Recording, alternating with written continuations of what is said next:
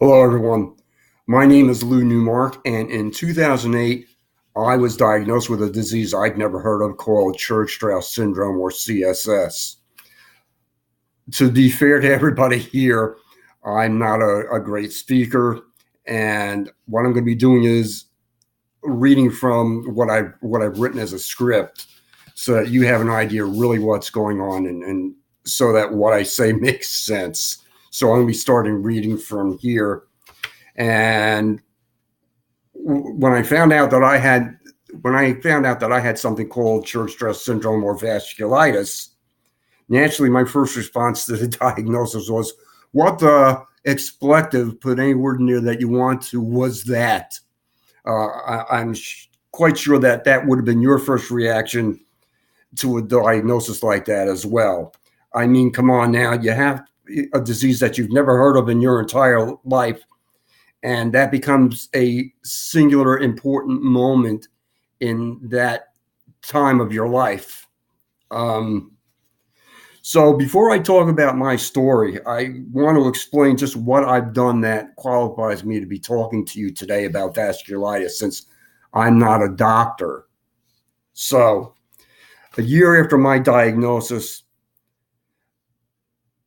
and another hospital stay, for something that had been tied to my condition, I started to be a vasculitis advocate. In other words, I started to talk about my condition out in the open. I started a blog called Lou Newmark, My Domestic Life, with the tagline, "Living with a disease that you've never heard of." And basically, I did some videos that I posted up on Facebook, which you can still find today if you go searching under Lou Newmark on YouTube. And I shared my everyday life, not only on those videos, but on my blog. And I talked about the prescription drugs that I was taking and my overall mental health at the time. The funny thing about that was that all of a sudden, people I didn't know started contacting me. People left comments on my by way of my blog. They started asking me questions. Some of these people had conditions, like different vasculitic conditions, and they thanked me for coming out and having the blog and giving them a place to talk about it. Some of the people asked me, general questions. There were some people that their family members or somebody, a friend, all of a sudden was diagnosed with vasculitis, and, they just had general questions or they had concerns. So I did my best, to honestly answer their questions. And I also always told everybody, make sure you talk with your rheumatologist or whoever it is that's taking care of you, because they'll be able to answer your questions more effectively and maybe answer questions about the drugs you're taking and all that stuff. So one day after I had started the blog, maybe a year into the blog, actually, I had a woman call me, and she told me she had vasculitis, and it was something she was just diagnosed with very recently, and that she was afraid. And I was taken back because this never happened to me before, where I had somebody call me out of the blue, calling me for support. That led me to create a small support group in the area of Orange County where I lived. And it wound up being a small group of 6 people, where I, at 50 years old, happened to be the youngest of those 6 people. And if I remember correctly, 50 years of age, I was the youngest member of the group, as I said. The rest of the members basically were in their mid-60s to early 70s. It was also the first time I experienced pushback about vasculitis. And it came from somebody who was the wife of one of the members who came for the first time. This gentleman had just been weaned off of prednisone after a 2-year battle to get down to like 0 and not needing to have it anymore, which weaning off of prednisone is a tough thing. So I'll just leave it at that. Let's just say that after more than 10 years of being diagnosed with CSS, I'm still on prednisone at 10 milligrams a day, and that's about the best I can tolerate. So my story of vasculitis began back in 2007, November 2007. It was a week before Thanksgiving. I was having issues breathing through my nose, and after taking several over-the-counter nasal sprays, even a prescribed Flonase nasal spray, I just wasn't feeling better. I was still having a lot of trouble breathing. So my general practitioner sent me over to an ear, nose, and throat specialist. And that specialist wound up getting a look into my nose, and they found that I had some nasal polyps there. That was the issue with my breathing. I want to point out that nasal polyps is also one of the things that can happen to you if you have vasculitis. At the time, I didn't know that, and again, in 2007, I didn't know anything about vasculitis yet. I wasn't diagnosed yet. So, anyhow, I was put on a 7-day step-down treatment of prednisone. That was another thing I'd never heard of or used before. So that was my first introduction to that drug. And the 7-day treatment, it worked, but it wasn't a long-term solution. And in April of 2008, I was still having trouble with my breathing, and some other bad health issues were starting to pop up due to all this. And one day I left my job early, and my friend wound up driving me over to an urgent care center where I lived in the town I lived in, Orange County. And the windup was they had to pump me full of different meds, and they, intravenously fed me some saline solutions with minerals and other things that I needed because I was severely dehydrated. And the month after that, the month of May, that's when this thing really started to get bad. The first week in May, I found myself in the hospital, and I'd been there for about a week, and I was sent home. And there was no diagnosis then of the vasculitis. They just thought maybe I had a severe cold, or maybe it was an allergy or whatever. And they had me on the saline and stuff like that for the first couple of days, and then I was back on regular food, and I felt well enough where I went home. We get to Memorial Day weekend, and I wake up Saturday morning, and I'm running a high-grade fever. I was running about 102 or 103, and I was feeling nauseous, and I had pain in my stomach. The windup was Sunday. I had to be ambulanced after my wife took me to an urgent care, the same urgent care that I'd been back to in April. And the windup was I was taken by ambulance there to the same hospital that I had been in 2 weeks earlier. And, again, I was pumped full of drugs and other things that I needed. I had a PICC line in my right arm, and they were just feeding me full of different minerals and other prescriptions. And truth of the matter is, I had 12 doctors looking over me, for my care. And only 2 out of those 12 doctors had an inkling of what it was that was going on with me. And the windup was that after a little pushback on my part, because I was alone and very afraid, my parents were gone at that point. They were my supports. They were my rock as far as support and, being there when stuff really went bad for me. And after talking with my wife and my daughter, I agreed to go ahead and have the kidney biopsy a day later. And in 24 hours, which was unusual, I think they pushed to have the information rushed. They came back with the diagnosis of Church-Strauss syndrome. And again, that was something I'd never heard of. Whoever heard of vasculitis? I'm sure most of you here listening to this have never heard of vasculitis yourselves. So after the kidney biopsy revealed that I had CSS and that everything else in my life was going to change, things obviously did change. After I'd been home I was out of work for about a month. I needed time to recuperate, you know what I mean, and start feeling better. And that in and of itself was really kind of a tough thing. You know, when I left the hospital, they took me off of a lot of the stuff, including the high dosages of prednisone, which they had to raise again to get me feeling somewhat better. You know what I mean? The prednisone really does. It's a double-edged sword if you're on prednisone, because it does a lot of good things for you, but it also causes a lot of bad things for you.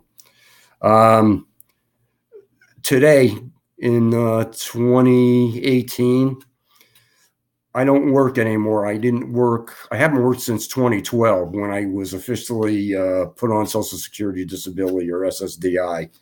I've been permanently disabled since that time due to something called avascular necrosis. It was a complication of the other medications I was taking to control the Hirschsprung syndrome.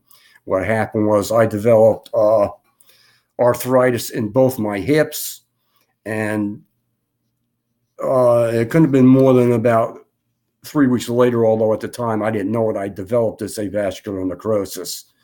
And it took a hold of me one day when it was a Sunday, and I was walking around my home, and I took a walk around the block, and all of a sudden I was down on my knee, and I didn't know what it was. So the windup was I went up to a medical center the next day, and they took some X-rays, and sure enough, I not only had the arthritis in both the hips, it also showed that there was some damage to the bone and the muscle tissue there, and that was the avascular necrosis.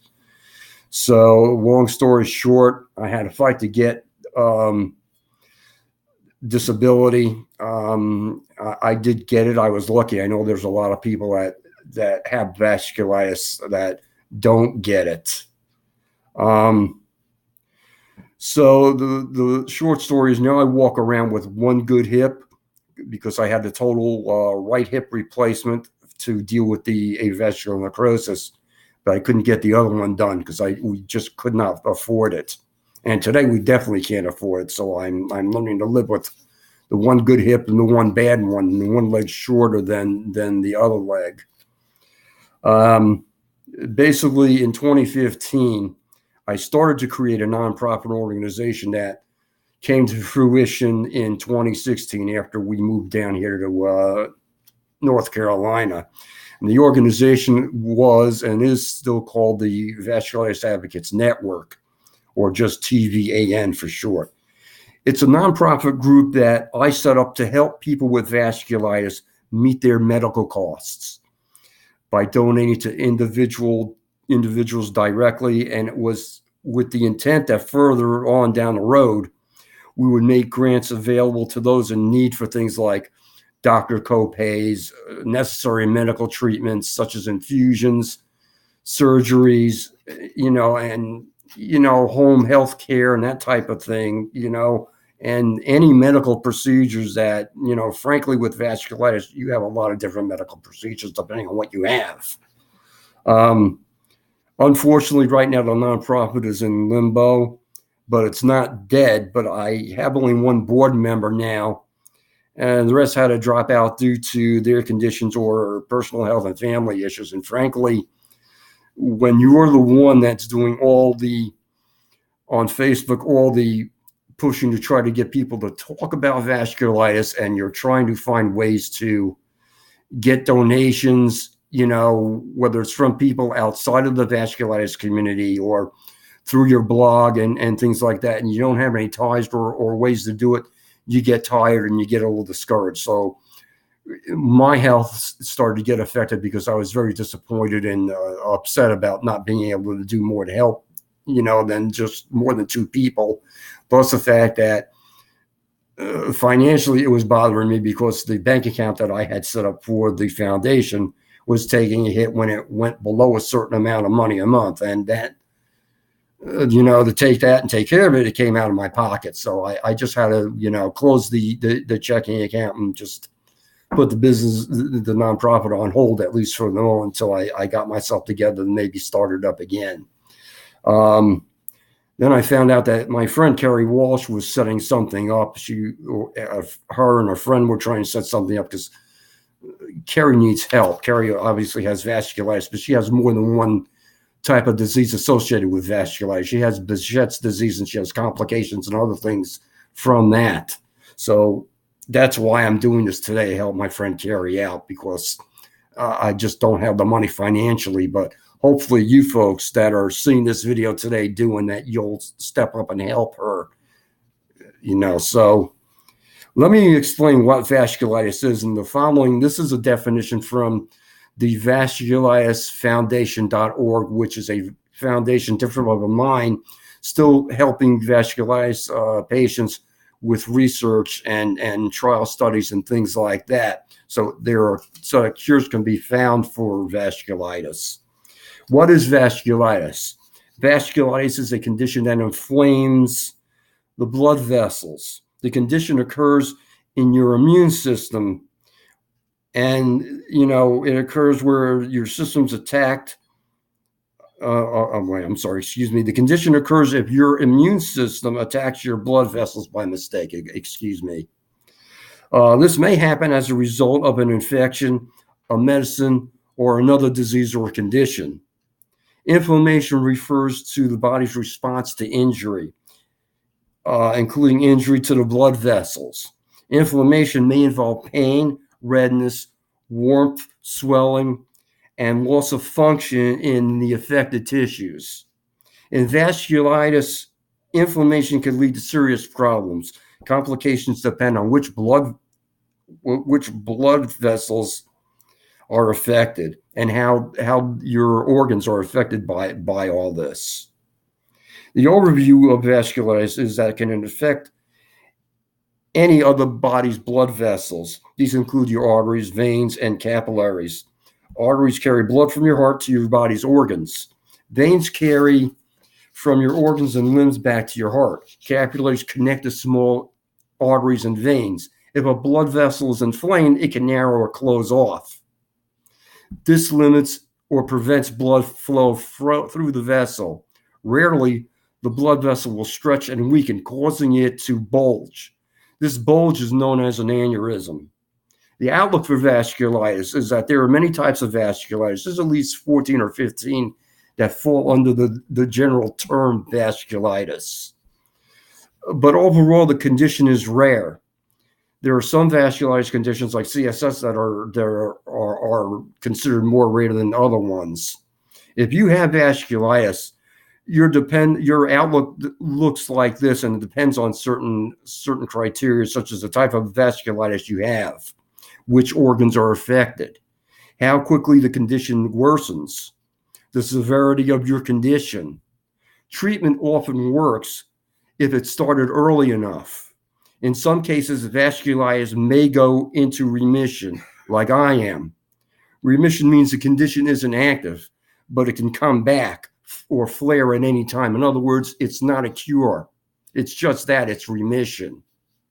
Sometimes vasculitis is chronic. It's ongoing and never goes into remission.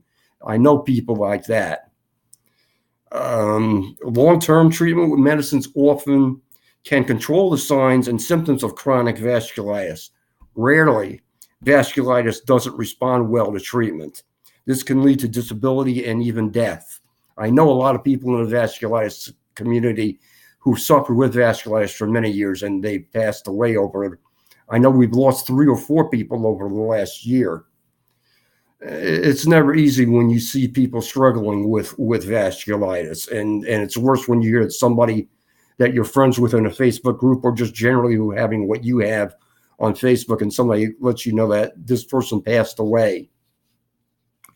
The truth of the matter is, vasculitis is still not enough known about it. However, there are researchers who continue to learn more about the condition and its various types and causes and its treatments. I want to end this by sharing a few things that I've learned about our little disease with all of you. Vasculitis, in my opinion, is just as deadly as cancer, because just like cancer, People die from vasculitis. It's just that you don't hear about these people. Most of the reasons why you don't hear about this, and to me, the most notable one is simply the fact that even after years of the disease being generally known within the medical community, there still isn't enough information about the disease. And even worse, there aren't enough physicians familiar with the signs of the disease. And there are many cases of patients being misdiagnosed for years, living with conditions. And sometimes when they are, or by the time they're diagnosed correctly, in many cases, it's too late for them. They succumb to the disease.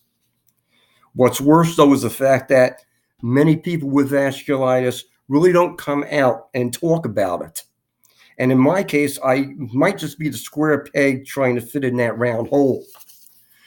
There's no face for vasculitis.